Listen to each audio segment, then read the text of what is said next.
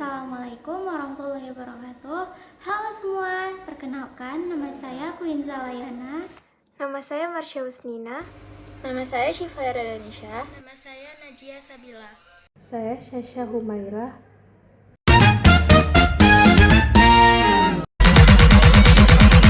Welcome to the Baseface Network.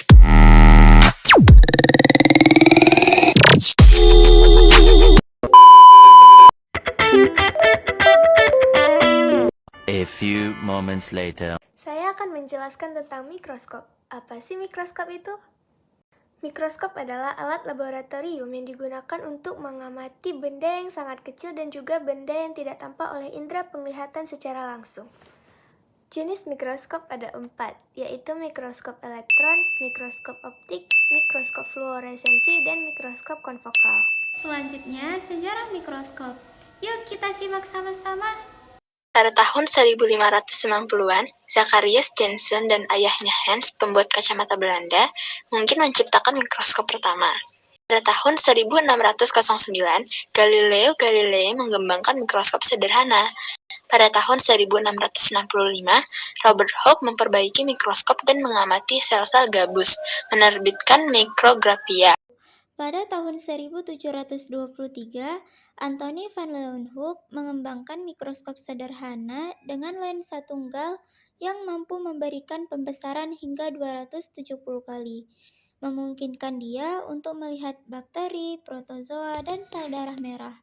Pada abad ke-19 dan 20, mikroskop mengalami banyak peningkatan. Mikroskop modern menjadi lebih kuat dan lebih kompleks dengan pengenalan mikroskop elektron pada tahun 1931, yang memungkinkan ilmuwan untuk melihat struktur yang lebih kecil seperti molekul dan atom.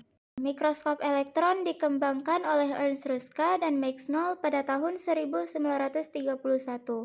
Mikroskop ini mampu mencapai resolusi yang jauh lebih tinggi dibandingkan mikroskop optik tradisional, memungkinkan para ilmuwan untuk melihat detail yang sangat kecil seperti struktur sel dan virus. Selanjutnya, pengertian dari mikroskop optik digunakan untuk membentuk bayangan pertama dan menentukan struktur bagian renik.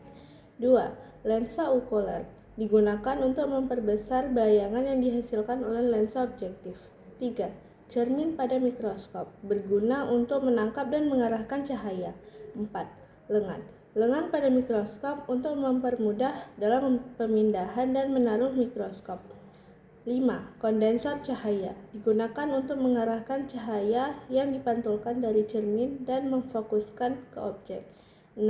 Diafragma berfungsi sebagai pengatur banyaknya cahaya yang mengenai objek. Yang ketujuh ada diafragma untuk mengatur intensitas cahaya. Yang kedelapan ada meja preparat untuk meletakkan objek benda. Yang kesembilan ada penjepit untuk menjepit meja preparat. Yang kesepuluh ada makrometer, menjauhkan dan mendekatkan lensa objektif dengan meja preparat. 11. Mikrometer memperjelas bayangan benda. 12. Pegangan untuk memegang mikroskop ketika dipindahkan, dan yang terakhir adalah kaki sebagai dudukan mikroskop. Demikian video singkat dari kami, sampai jumpa.